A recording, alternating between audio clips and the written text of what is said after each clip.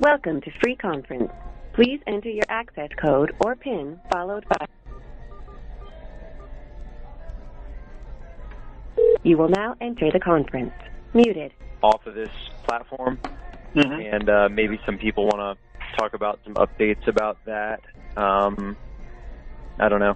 Maybe after the call we could do that. I don't know how much we really want to get into that. Some of those kind of behind the scenes type things anyway, you know? Probably best to wait.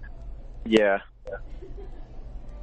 I think, yeah, we should just keep it to the introductory thing, and then we'll probably meet up again on another sort of internal conference call, I guess. Right, John? Yeah, I think so. It's a good idea. Yeah. Cool. All right, I am going to mute myself. All right, cool. I'm going to be doing some edits to the PowerPoint presentation that I have, and I'm going to hand that out again to those that already have it, I guess. And I know that LB was talking about doing some edits to the PowerPoint as well. And so I'm just putting that out there, not really like expecting any responses or anything on that, but I am going to be changing the PowerPoint some. We'll be starting the introductory conference or introductory introduction to PAC, I guess, here very soon. I'd like to give it a couple more minutes to let some people that are coming in that might be kind of late. I don't know if Frank is on the call. He may. Sometimes he's on the call under my avatar somehow. I think we both sign on using the same login info, and then that way we actually have the same screen icon, which is kind of fun.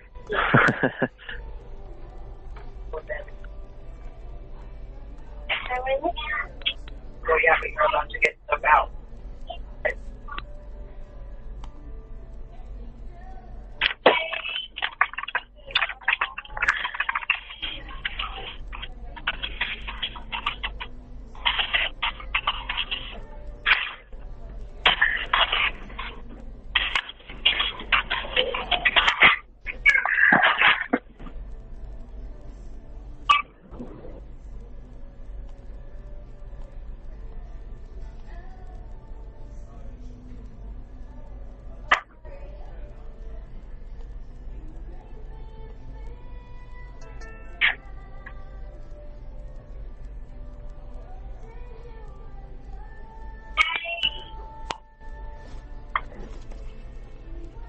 We're looking at about 5 after.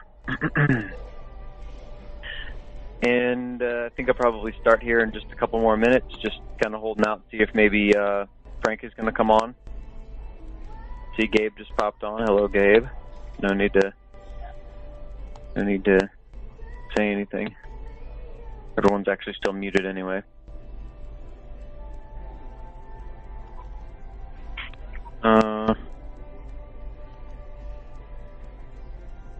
Maybe Gabe's having some technical difficulties. He's kind of popping in and out. That happens sometimes.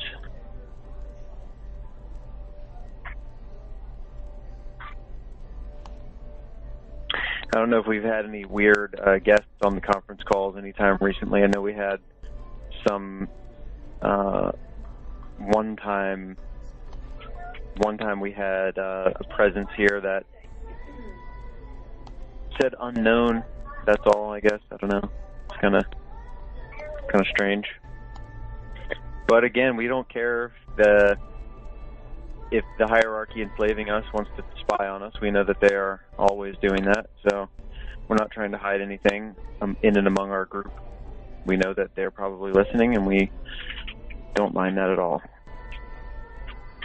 Everything we do is above board and always on the table.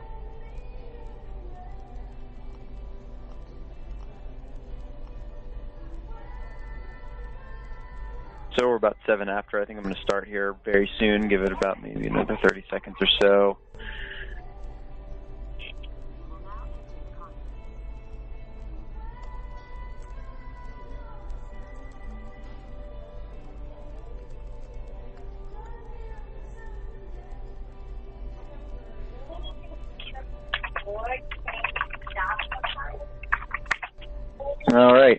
this is, again, the PAC, the People's Awareness Coalition.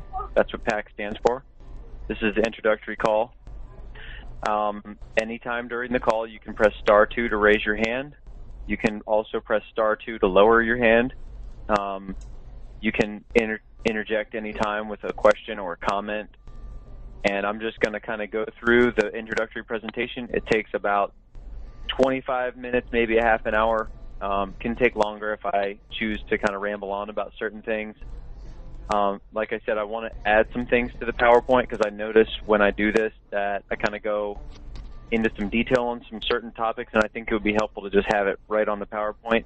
So that way, when I give it to someone else, they can have all those points right there. They don't have to just come up with it right off the top of their head like I do sometimes.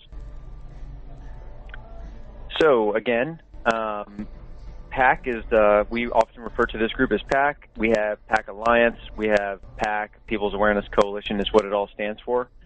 And the Alliance is basically comprised of all of those who have read the book or are reading the book, who know the information or are getting to know the information, those that are willing to help and willing to spread the message. Anybody basically that helps out and is interested in being involved can be part of the PAC Alliance. And anybody that has done the process is considered to be a member of PAC itself. So we have PAC and we have PAC Alliance. Anyway, PAC stands for People's Awareness Coalition. People obviously meaning everyone in America, that is, because we're focused on the American way of law, lawful knowledge pertaining to the United States system. Awareness is political and constitutional understanding. Coalition meaning lawful nationals working together.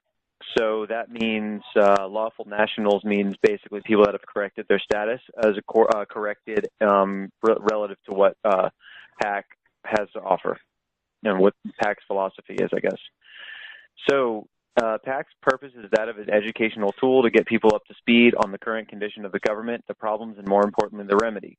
By working together with PAC, we will effectively help each other implement the remedy in our own lives. We'll get more onto what exactly the remedy is, but essentially it's a group of people. We collaborate together constantly. We're in contact with each other constantly on a day-to-day basis. We identify goals and we help each other achieve the goals as a group or maybe individuals that have certain goals, any sort of knowledge that other group members can use or can pass on to people to help with their individual goals. That's great too. So we're all here to help each other. I'm going to skip the PAC mission statement. I think that most of the people that are on here have heard that. And also that's something I think I might want to paraphrase and take out of the future version. But so basically we identify and we recognize that there are fundamental problems going on, that the government has stepped outside of its limited capacity. And to paraphrase the mission statement, the ultimate goal of the coalition is to reestablish the Union's lawful Republican governmental system. That means reestablish state rights, reestablish the hierarchy of power, meaning that the states used to control the federal government, and now it's the other way around. Due to the fact that the 10th Amendment doesn't exist anymore, is no longer being followed. Coalition members are patriotically motivated. We support liberty. We believe that wars and rebellions are very and extremely destructive diseases of society, and we aim to accomplish our goals only in a peaceful manner. We distance ourselves from anybody that calls for any sort of armed or violent protest or any sort of antagonistic actions. Right now, we don't think that that's very productive. And we also think that it gives other movements out there a really bad name. So earlier we mentioned, and I think that everybody on here would agree, that there are fundamental problems going on, that there has been a fundamental change in the way that the American governmental system and the political system has been altered. There's been some sort of fundamental change there. We'll identify that, and then we'll identify one of the strategies in going back, sort of undoing some of the damage.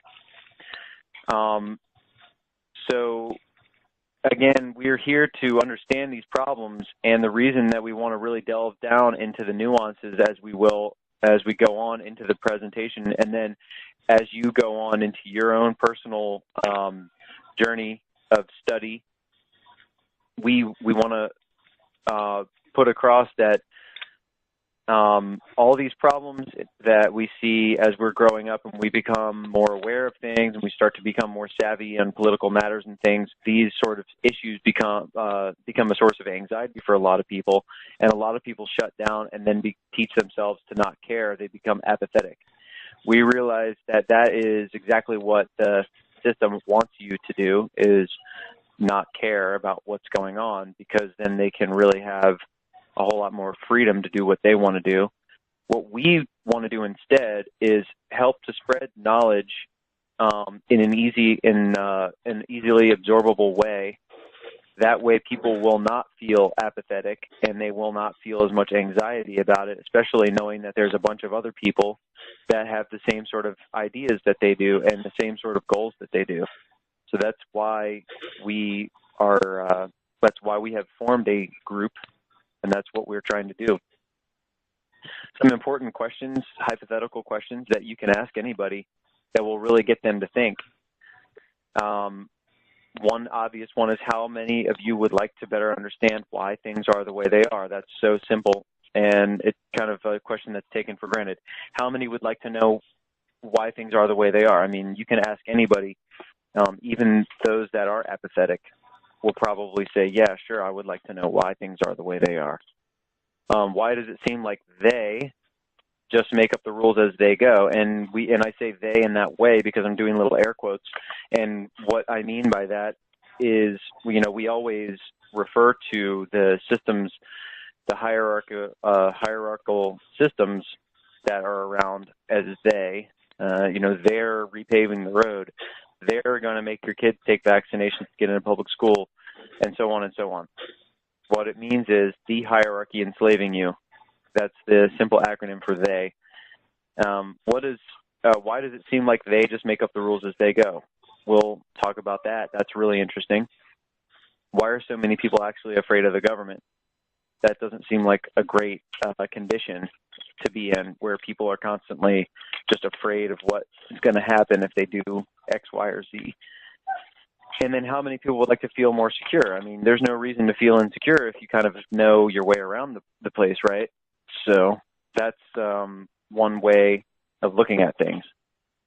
So the goal here is to answer all those questions by providing the information and the tools you will need to achieve your lawful remedy. This statement that I just made always brings up that old adage: you can give a man a fish and feed him for a day, or you can teach a man to fish and feed him for a lifetime. That's definitely a quote I'm going to put into the PowerPoint presentation 2.0. But what it comes down to is knowledge is power. So where to begin? One of the things that we'll do in this presentation, that emulates sort of the structure of the book, is that we will look at definitions, and we will really examine those definitions. And what we'll do is we'll create kind of a dotted line that leads to a conclusion. And so some of the definitions that we'll be going over here that are kind of the big main ones in the book, the Red Amendment. Some of those definitions are status, citizen, power, the order of nature, rights, and privileges.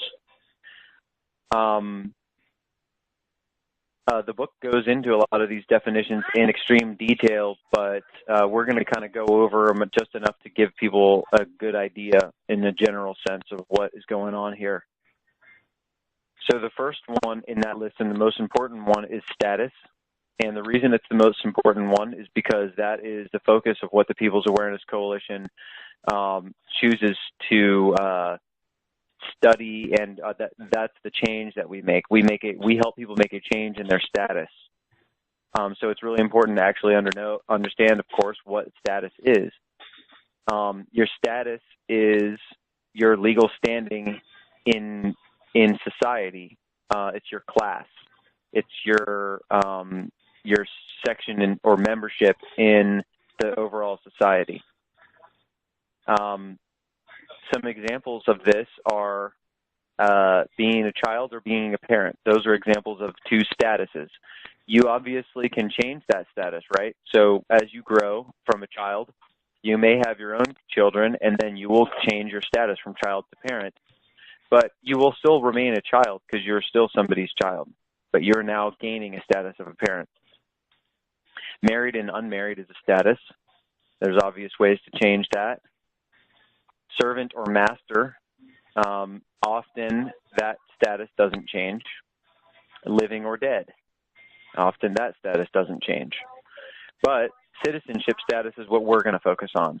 So right now, we help people to go from being a citizen of the federal government to being a national of a state. That means you're changing your status to being serving the federal government and having allegiance to the federal government, to then going back to what the original condition was when people were members of their states instead of being servants of the federal government.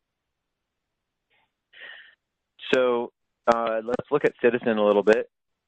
We can see from here, from the last slide, that People's Awareness Coalition wants to help people change from being a citizen of the federal government to being a national of a state, and so we'll explain why that is. A citizen is a person who owes allegiance to a government and is presumably protected by it. That is just from Merriam-Webster Dictionary.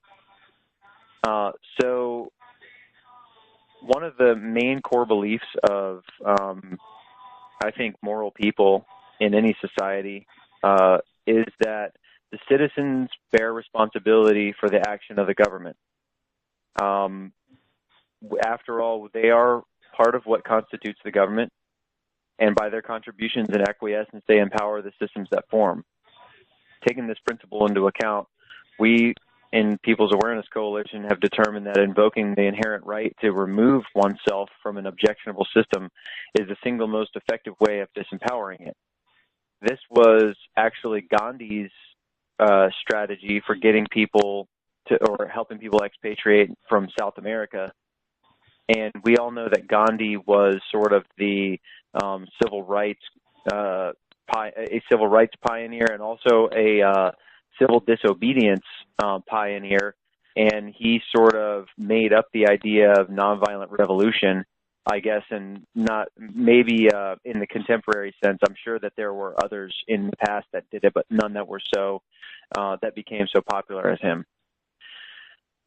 So, you know, we're not saying go throw yourself against, you know, violent people and let them beat you up or anything, but we want to do things also in a nonviolent way. So here's an interesting quote here from Abraham Lincoln at the Gettysburg Address, and it's simply government of the people, by the people, and for the people. Now, I mean, that implies that, you know, the government is made up of individuals, and it's supposed to serve the other individuals, you know, individuals serving other individuals. That's sort of what's implied there. There's a lot of people that, you know, that analyze what we the people means, but we're not going to get into that so much. But that actually is gone over somewhat in the book, The Red Amendment, what the founders may have meant by we the people. It's not exactly what you think it is. So power we'll go on and to the next sort of definition in power, and what we mean by power is just the ability to control. And so one example of that is that a parent should have power over the child, or the creator should have child or power over the creation. Not the other way around, not the child having the power over the parent, not the creation having power over the creator. That is actually a maxim, an ancient maxim, and I don't know the Latin, but it basically is the creation can never be more powerful than the creator. That is a sort of self-evident truth, and that is one aspect of common law. Common law is like all based on maxims, and the American governmental system essentially in the beginning was sort of constructed with common law in mind, and it followed a lot of the maxims of common law. It since then has sort of deviated from that in a way, although some of the maxims kind of contradict each other. If you look at them, not in a confusing way, but like some would overpower others in like certain respects and in certain instances and things. But that, again, that's another sort of topic. But a little bit more about power, and more specifically legitimate power, because obviously, we've seen some situations where maybe the child has power over the parent, and right now in the United States we have a situation where the creation is actually in control of the creators. And right now, we're going to examine where does legitimate power come from. So we'll take the answer from the Declaration of Independence. It's found in the very beginning, and it says, governments derive their just power from the consent of the governed. So it's believed by the founders that consent is where legitimate power is derived from, and they decided that they no longer consented to being ruled by England. They saw themselves as being separate and sovereign from England and able to have their own autonomy, and that's why the Declaration of Independence was written, and that's why the American Revolution was fought, and that's where we eventually gained our freedom from that system to a degree. There's also a lot of speculation and interesting stories surrounding that, but again, that's another time. That's for another time, for another place. Just to keep it simple, we will go on and explore what one of the next definitions we have, and that is the order of nature. The order of nature is basically a look at a system of power and how power forms and flows through that system. You could look at it in terms of the food chain, how grass grows, it's eaten by small mammals, and then those small mammals are eaten by larger mammals, and then those larger mammals are eaten by even still larger mammals, or by a crocodile or something like that at the top of the food chain. So that would be one example of how power flows in sort of a legitimate system that was created by nature. The order of nature that we are going to look at, the facet that we're going to look at is obviously the one that affects human nature, and that has to do with the way that governmental systems are formed, and just the natural flow of power we'll get into in just a second. But to explore a little bit more about the order of nature, and one interesting legal maxim that was actually taken from Black's Law Dictionary, 4th edition. It goes, the law regards the order of nature. Simple as that. The law regards the order of nature. So any sort of law that seems to contradict the order of nature must be some sort of de facto law that man just decides to go along with, rather than being a de jure law, something that aligns with nature. It's always possible to go against nature, as man does often. That doesn't make it right, though. So what is the order of nature? This is something that I need to update in the future versions of the PowerPoint, but the order of nature is actually defined as the physical universe considered as an orderly system subject to natural laws, not human laws or supernatural laws. So, it could be argued, I guess, that just having societies or having cities or whatever might not seem to fit with the order of nature because those are human systems, I guess, that have formed and stuff. But we're not going to delve too much into that. Simply put, it's the hierarchy of power. It's the correct way that power is supposed to flow. The original intention. So before the Constitution was written is where we kind of get where the order of nature came from and what exactly is the order of nature. So in common law, when ancient civilizations were first thinking of these concepts of law, the following was considered to be the true order of nature, and that would be that God is at the top of the hierarchy of power, and God bestows certain unalienable rights upon individuals upon their birth. And then those individuals, through free association or by proximity of geography or whatever, decide to form groups. And then those groups, in our case, decided, in the form of states, decided to form the federal government. And so in this system, this is a system called individualism, and that's where the happiness in the individual are considered more important than the collective. And it's also thought that individuals know what's best for them better than another group, an outside group, or a bureaucracy, especially a bureaucracy far removed from that community.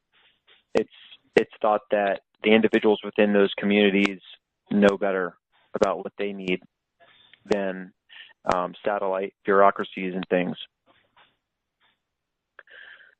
So the concepts that we're kind of going over here, the concept that individuals are given unalienable rights upon birth, that we all just have natural human rights, that we are allowed free association, that we know what's best for ourselves. All of these things, as long as you're not hurting other people's property or other people or adversely damaging the environment, then you should be left alone to do what you see fit with yourself, with your property, and your family. So all of these concepts basically are your rights. Your rights are not given to you by the Bill of Rights. That is simply absolute. That is supposed to be absolute stop block against what the government is able to do. It's not. It's not listing out what your rights are. It would be impossible to list them all because there are so many, innumerable amounts of rights that we have, or that we're supposed to have, that we've been given by God. So another really interesting quote here that we take from the Declaration of Independence is that we hold these truths to be self-evident, that all men are created equal, that they are endowed by their Creator with certain unalienable rights, and that among these are life, liberty, and the pursuit of happiness. So one of the points in there, or one of the words in there that we see is unalienable, which I've said a few times already, and that simply means something that's impossible to take away or give up permanently.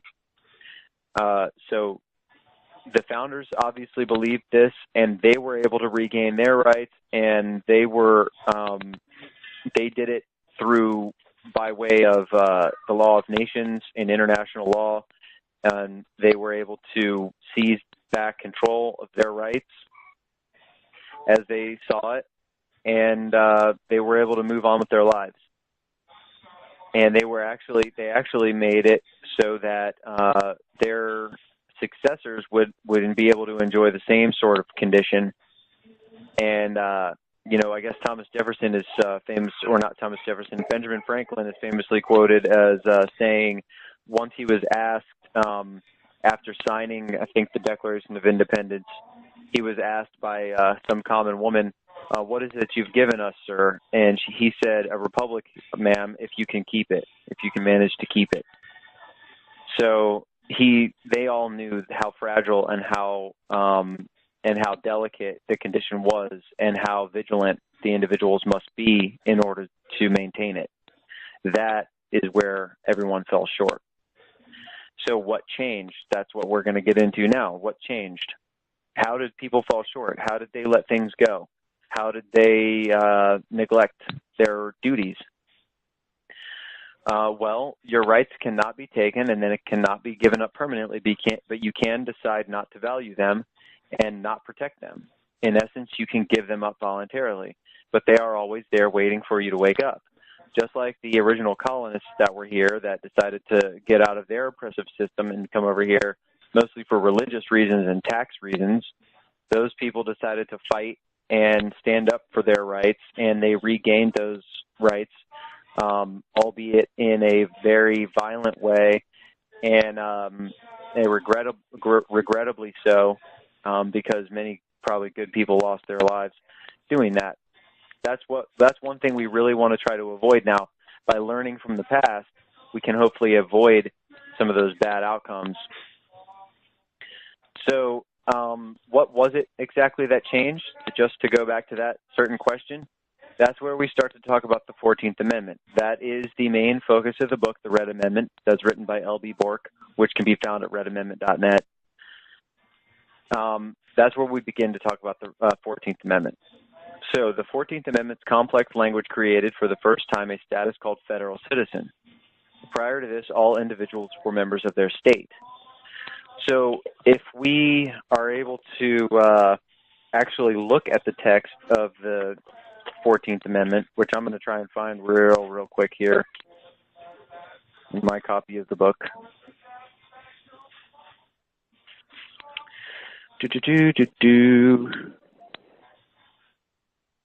Here we go. I'm getting there.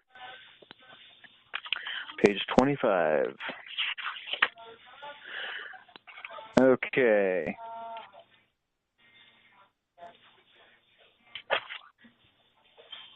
All right. All persons born or naturalized in the United States and subject to the jurisdiction thereof are citizens of the United States and the state and of the state wherein they reside.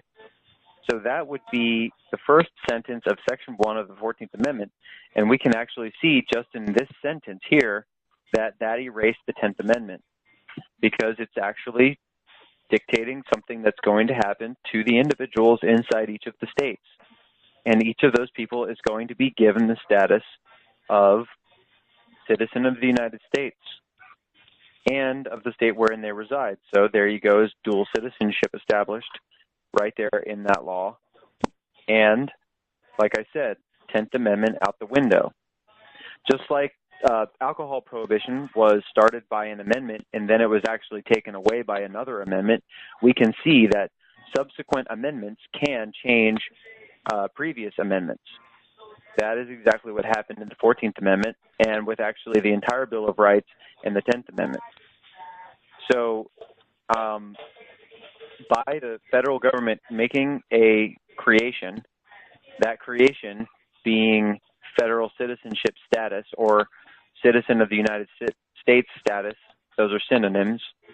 By doing that and by imposing that on people with or without their consent, by those people not correcting that, by them going on with it, by them acquiescing to it, they basically have in so many words or in such a way have given consent to it. So that's what happened. Okay, that sentence is what happened. Prior to this, all individuals were members of their state.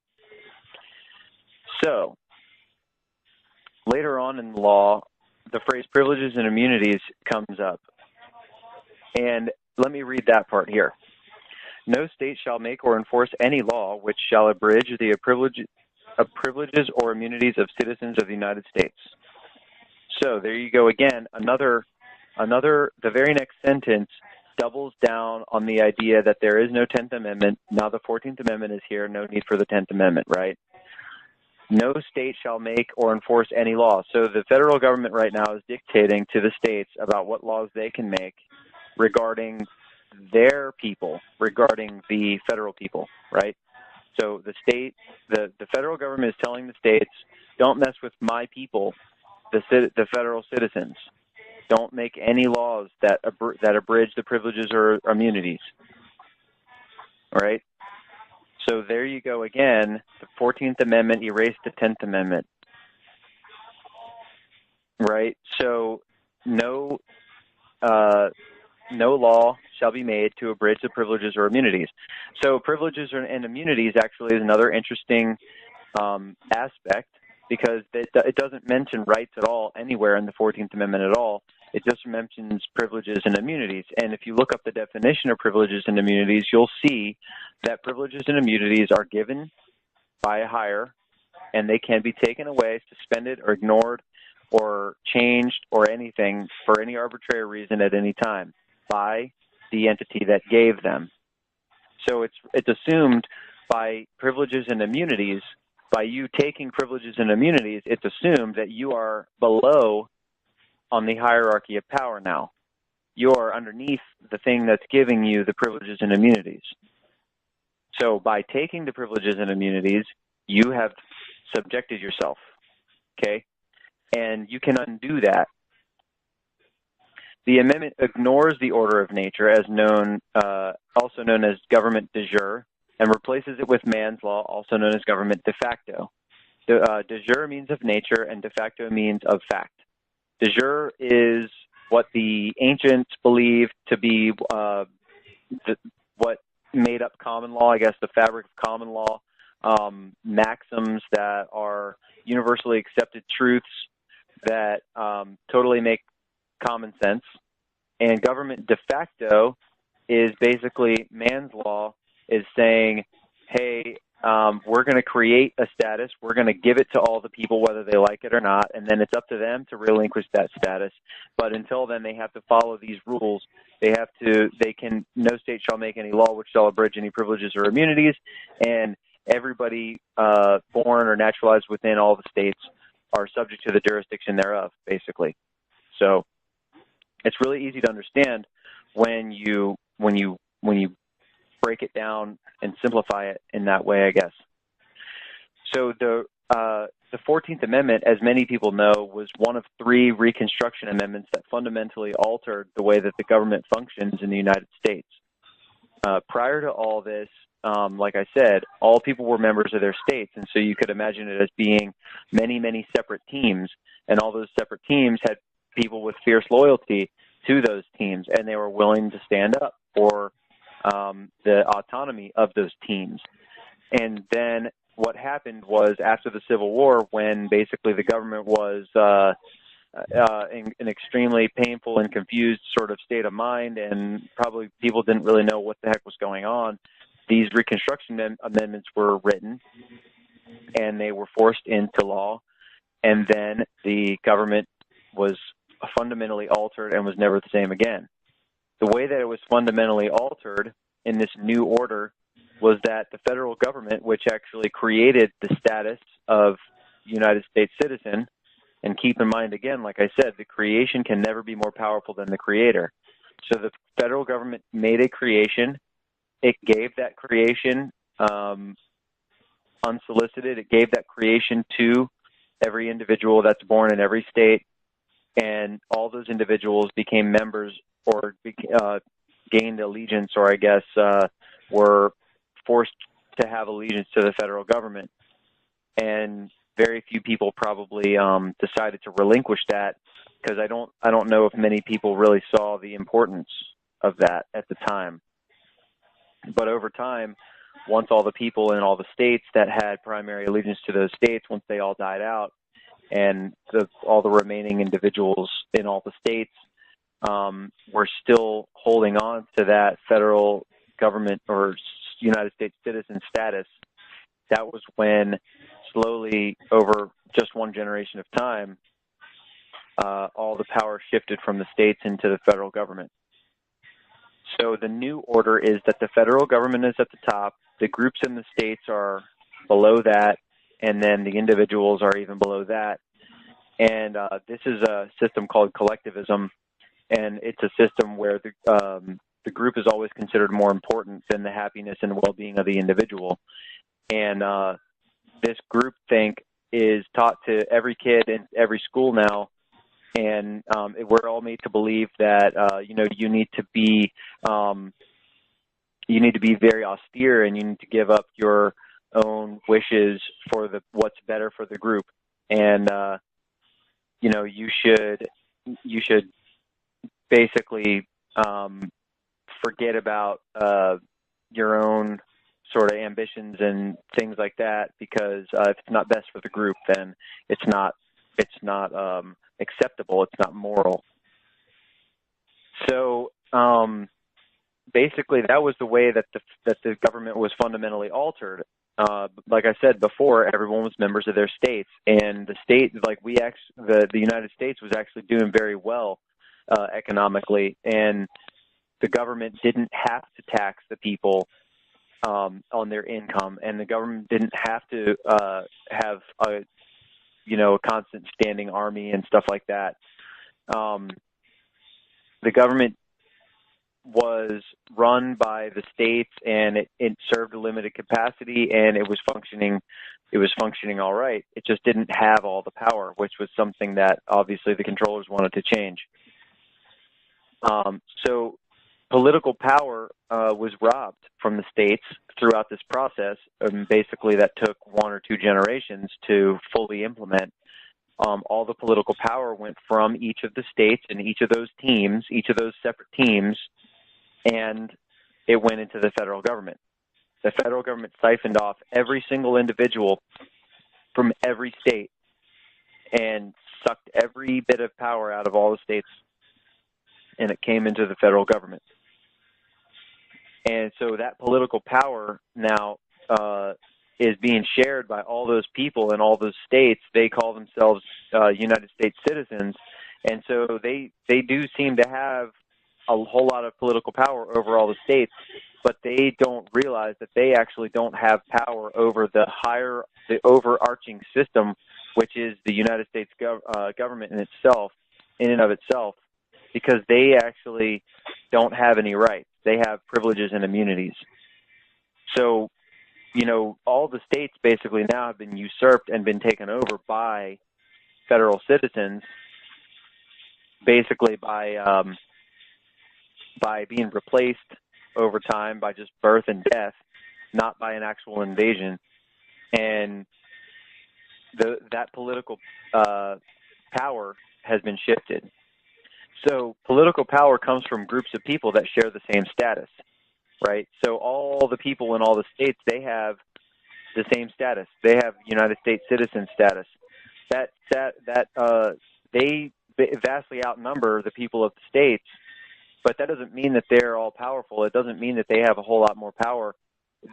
All those individuals could have so much more power and autonomy, and bring that power and autonomy back into their states if they understood the principles that we're talking about right now. That's why the states seem to have no power, and that answers the question from the beginning, why does it seem like they get to do whatever they want to do? Is because the states don't have any power, because the states don't have a political body of people that have given allegiance to that state. All the people in all the states are federal citizens. So that means the federal government basically has all the power. And since the federal government never made it so in its original charter to consider this sort of condition, it only made up the status of a United States citizen on the 14th Amendment. When the government was first formed and the Declaration of Independence was being written and the Constitution was essentially being written initially, and the Bill of Rights and so on, none of that stuff wasn't considered to be something that would come up. That people having a status of that federal entity, of that corporation, right? It's like somebody becoming a Walmart citizen or somebody becoming a Kmart citizen or something. It's not really something that anybody had considered happening. But alas, that is what happened. So basically, how would you correct that, right? How would you correct that? Essentially, the way that you correct it is by doing something like what PAC offers. People's Awareness Coalition offers a process, and it's explained when you get the book, The Red Amendment, when you do further research, when you read things like Vattel's Law of Nations, when you read things like your state constitution, when you read things like the Communist Manifesto and stuff like that, you will realize that what we have now is a whole lot more like a communist society than it is a republic. And the reason that is because the federal government has stolen all the power in the form of the people. And political power comes from groups of people that share the same status.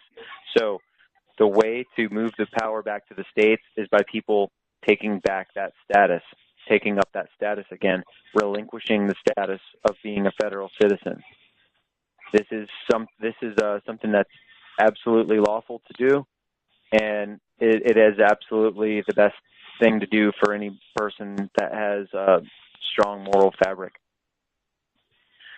So real quick, we'll talk about what's the difference between a national of a state and a federal citizen.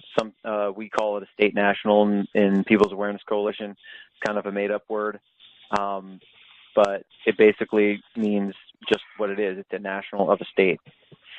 A national of a state stands on God-given unalienable rights and the order of nature and understands the law and acts to protect their rights. And a federal citizen stands on government-granted privileges and hopes that they're not taken away or changed or suspended for arbitrary reasons, and they often do not understand the law and therefore are at the complete mercy of the system. If the people really understood the law, then would federal citizenship status even exist? I mean, maybe, because there's probably some people out there that would like to maybe co-op, I guess, in that way and be ruled because maybe they need it. So how do we fix it? Again, like I was saying before, the best way to correct the current situation is to bring the power back to the states. This is how it was intended by the founders. By correcting your status to that of a state national, you pledge allegiance to a state, and thereby you bring political power back to the state and bring the federal government back into its intended function. People's Awareness Coalition is here to provide the remedy, but we need your help. It has been the mission of PAC since 1998 to bring proper constitutional education and political awareness to all Americans. But in time it was realized that most Americans are not quite ready. Thus, PAC Alliance was formed. People's Awareness Coalition is looking for good people to move this vision forward, and those people who are looking to free America from its deception and assist those that truly want freedom. What we mean by that is basically help spread the knowledge, help spread the work that's been put together in the Red Amendment, which can be found again at redamendment.net. Help spread that. There's white papers that can be found on various PAC-affiliated sites. One of them is pacinlaw.us. Another one that you can find community interaction with the people that are in PAC is pacgroups.us. And everybody should go on there and get on at least the level 1 forum. The level 0 forum, I think, the open forum. And then the level 1 forum, I believe, is there also, and it also has like some supplementary study materials in there. I think that there's various law dictionaries for download there, and other things that can help you understand some of the material in the book better. Again, the book is The Red Amendment. It's written by L.B. Bork. And like I said at the beginning, PAC is here to help. We help each other, and we want to help others that want to help themselves.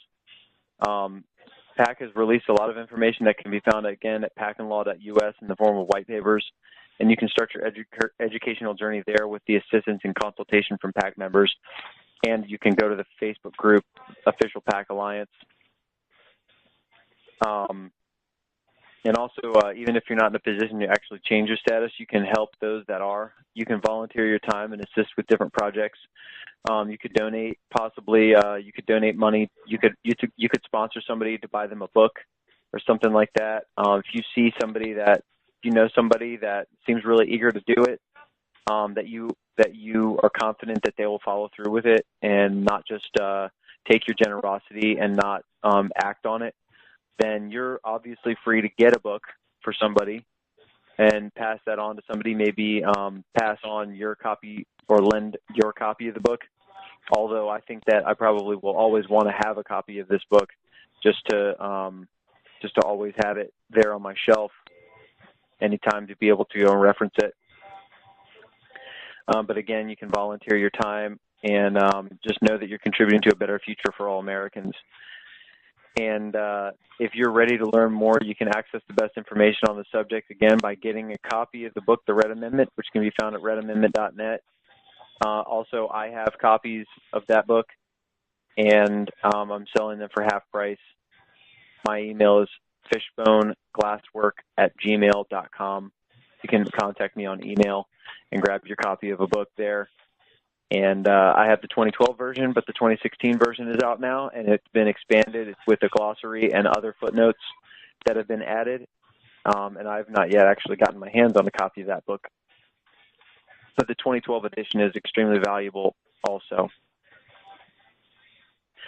So that basically concludes the introductory presentation. Anybody can press *2 right now to raise your hand if you would like to say something. If you would like to just say hey, or if you have a question or anything like that, then go ahead and press *2. You can raise your hand and I'll unmute your mic.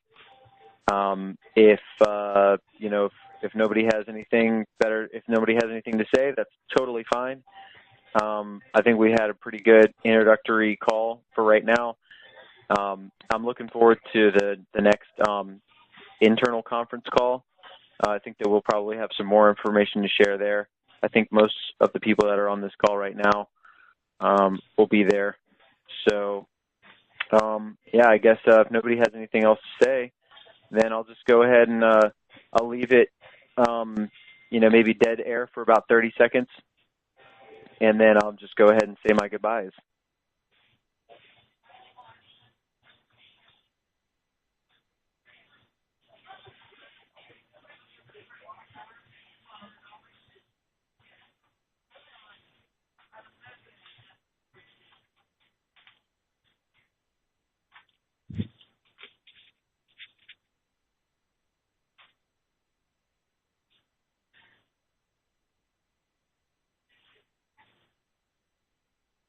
Okay, well, that's great. Thanks, everybody, for joining on the call. Let's try and invite some more people onto the next call, onto the next week's call. Let's try and get some new people on this call so we can, try and open up some people's minds and get this thing rolling. I'm not sure when exactly the next internal call is, but I'm going to consult with Frank on that, and then we can, collaborate and keep these ideas growing and stuff. So anyway, good to see you all, and have a good week. Your line has been disconnected.